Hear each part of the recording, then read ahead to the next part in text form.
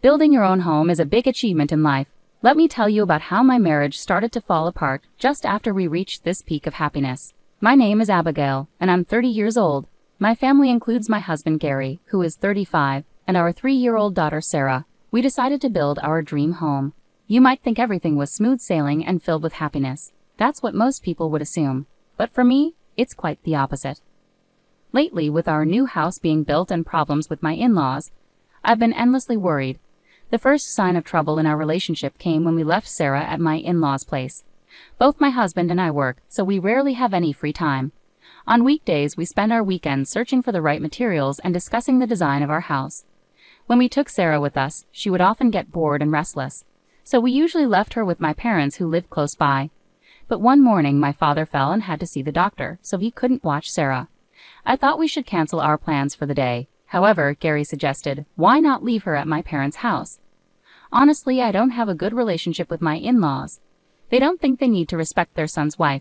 To them, since I'm married into the family, they can say whatever they want. What century are they living in? I felt uncomfortable asking them to babysit a 3-year-old, but if we postponed our plans, it would delay finishing our house. Despite my doubts, we decided to leave Sarah with my in-laws for the day. After we finished our tasks, we stopped at a store and bought some expensive pastries as a thank you gift, then went straight to my in-laws' house. When we arrived that evening, maybe because of the gift, they seemed to be in a good mood. After thanking my mother-in-law and father-in-law, on our way home, Sarah asked, "Where's Grandpa and Grandma's room in our new house?" "Sweetie, what do you mean? Did Grandpa and Grandma ask you that?" "What did you tell them?" I asked. "I told them I didn't know," she replied, then went back to talking with her stuffed penguin she calls my parents. Granddad and Granny, so Grandpa and Grandma would refer to Gary's parents. Perhaps they were wondering if there's a guest room for them in our new house. At least, that's what I thought back then. After that day, my in-laws started visiting frequently, especially in the evenings on weekdays or holidays when we were home. Right now, we're living in a small, older apartment to save money for our house. Whenever my in-laws came over, they would immediately sit down on our dining chairs or sofa, asking to see the blueprints and paperwork for our house that was still being built. Before I could say anything, Gary would eagerly show them everything, explaining in detail. Why does he show them every time? It's already exhausting. They visited so often that my mother-in-law bombarded me with questions. It felt like I was being interrogated in a congressional hearing.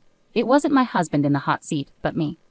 I could almost hear the debate moderator saying, "Mil, you may speak." She would scrutinize the blueprint, pointing out flaws in the kitchen's layout and insisting we needed more guest rooms. She'd argue about the need for spare space and even joke about the declining birth rate, thankfully not seriously asking for my thoughts on it.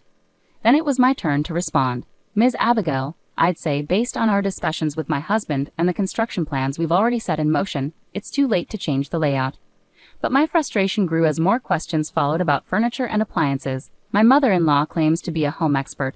I've visited many friends' homes and seen different room setups. With that experience, I can easily recognize comfortable rooms and quality furniture. "This house and these rooms don't feel right. They have bad vibes, so things won't go smoothly," she declared with expert emphasis. It was a bit much, considering she's just my mother-in-law. She was so irritating that I jokingly suggested, "What if we turn it into a multi-generational home and split the costs 50-50?" But my in-laws didn't find it funny. "Are you asking us for money, you ungrateful child? A multi-generational home? I hate the idea of living so formally and reserved." That day they left early. Good riddance. You're not my real parents, and I don't owe you any respect. Instead of parents, they're more like guardians. Later that night, after putting our daughter to bed, my husband came to me looking frustrated. "Mom and Dad mean well, so don't be so distant with them." Cold? I didn't mean to come off that way, but aren't your parents being a bit rude? They constantly interfere with our decisions about our home. It's like they always look down on me, see me just as their daughter-in-law. That's just how parents are. It feels disrespectful to dismiss their advice like that. Don't you understand how that feels? Take a moment to think about it calmly. From then on, my husband turned away and didn't speak to me. I know they're your parents, but we're a separate household, and they haven't given us any financial support. They don't contribute financially but still have a lot to say.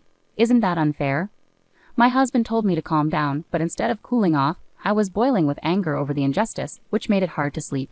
After some ups and downs, our house was finally finished. Just as our family was happily moving in, something unexpected happened. My parents are moving in with us starting today. Dad can take the bigger room upstairs and Mom will be fine in the smaller one. Wait a minute. Hold on. Where is this coming from? We agreed that one of the upstairs rooms would be for Sarah. I never heard anything about this. Plus, what if your parents decide they don't like the rooms? They might not say anything, but they've already seen them. Your parents checked out the rooms the day before we did. Wait, they saw the house before us? Yeah, they wanted to see it, so I gave them my key. It's not a big deal, my husband replied, clearly annoyed as he returned to working on the half-done TV cables. Not a big deal. Well, it is now. It's become a really big deal. I didn't want to see my husband's face, so I left the kitchen where I was packing and went upstairs. I locked myself in the room, trying to clear my head amidst the mix of anger and confusion. Thankfully, I had already dropped Sarah off at daycare, giving me some space and time to think amidst all the unpacking. The sudden news about living with my in-laws made me completely fed up with both my husband and his parents. I didn't want to spend another moment with them, but we had just invested significantly in this house. I needed to calm down and think rationally. I had to figure out what needed to be said and what didn't for the sake of my daughter and myself. I stayed in my room, deep in thought, waiting for my in-laws to arrive as my husband had mentioned they would be coming in the afternoon with a truck full of their belongings. You could at least greet us. Honestly, such rude people. Oh my, nothing's unpacked yet? You're so slow. I overheard my in-laws complain as they made themselves at home downstairs. I decided to go downstairs and face them at the entrance. Excuse me, but I wasn't informed about this living arrangement, I said, my voice unexpectedly cold.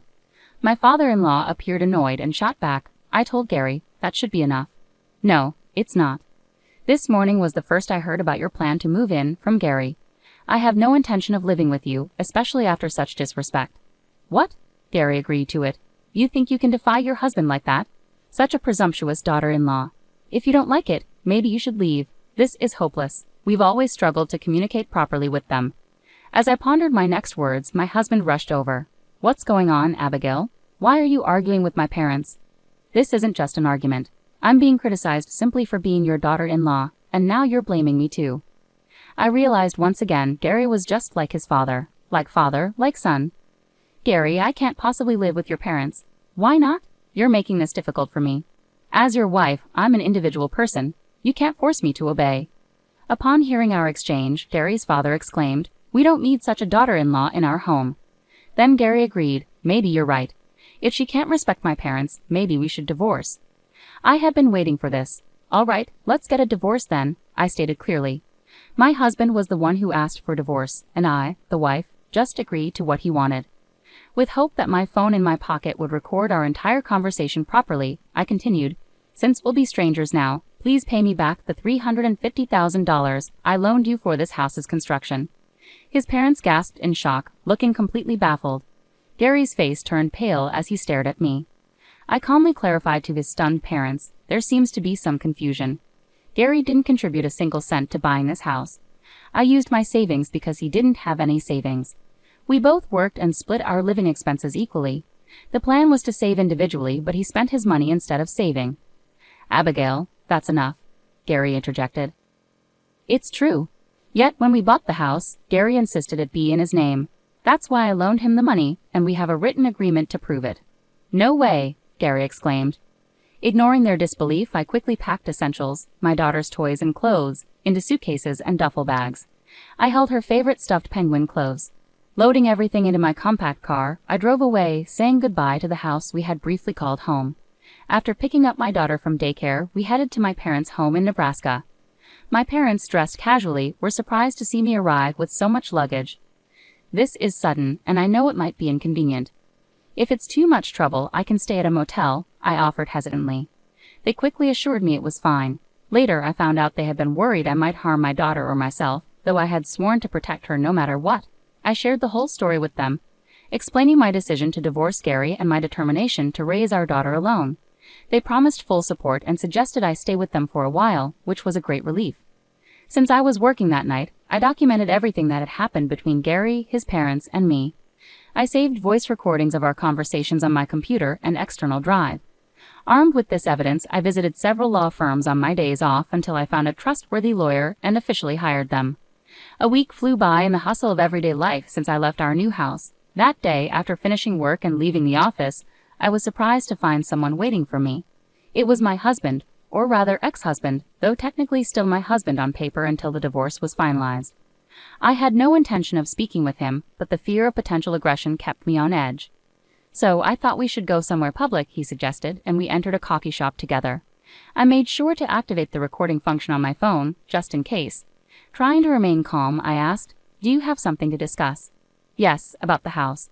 I'll transfer it to you and change the name on the deed. Can we consider the money issue settled?"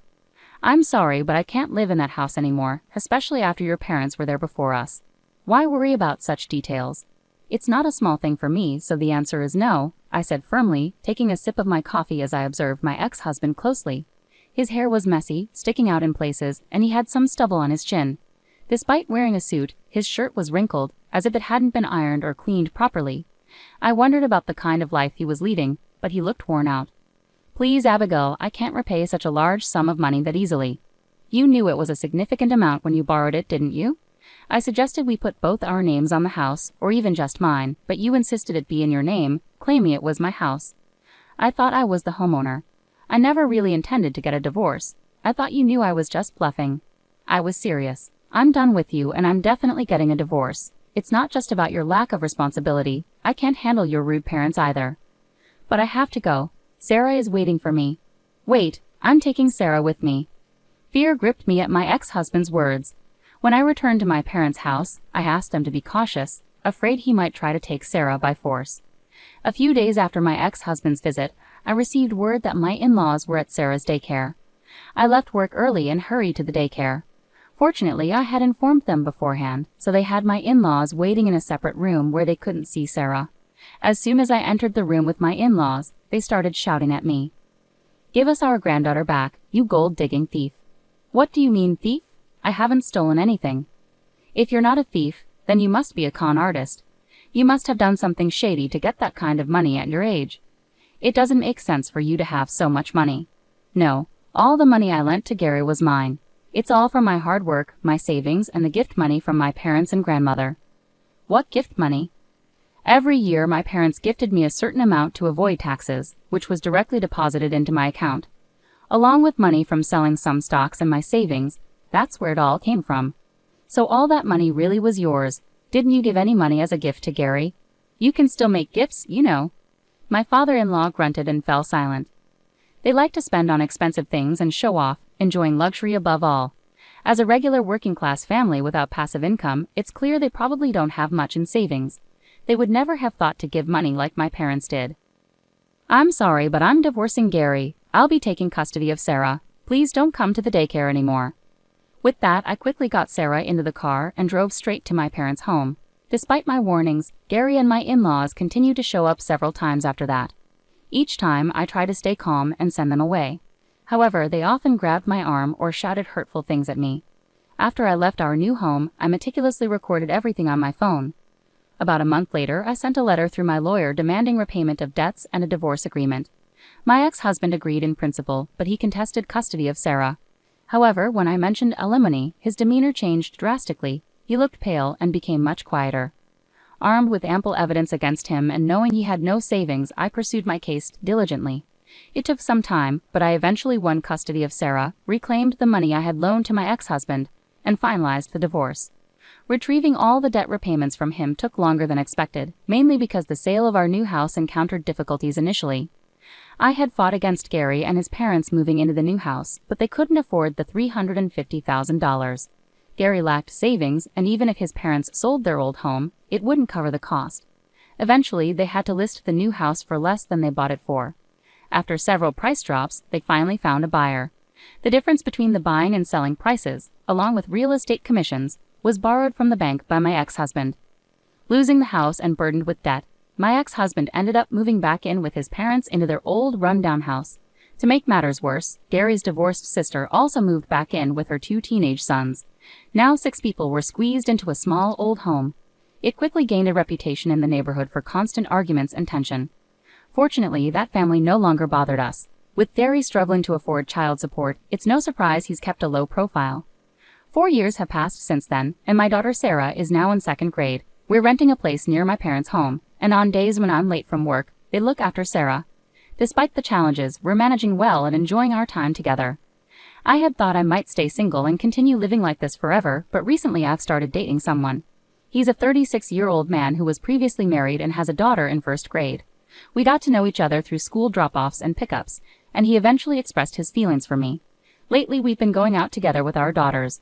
The other day Sarah casually mentioned, if we ever build a house, it'd be nice if all four of us had our own rooms, and maybe we could get a dog. My heart skipped a beat. In fact, he had proposed to me not long ago.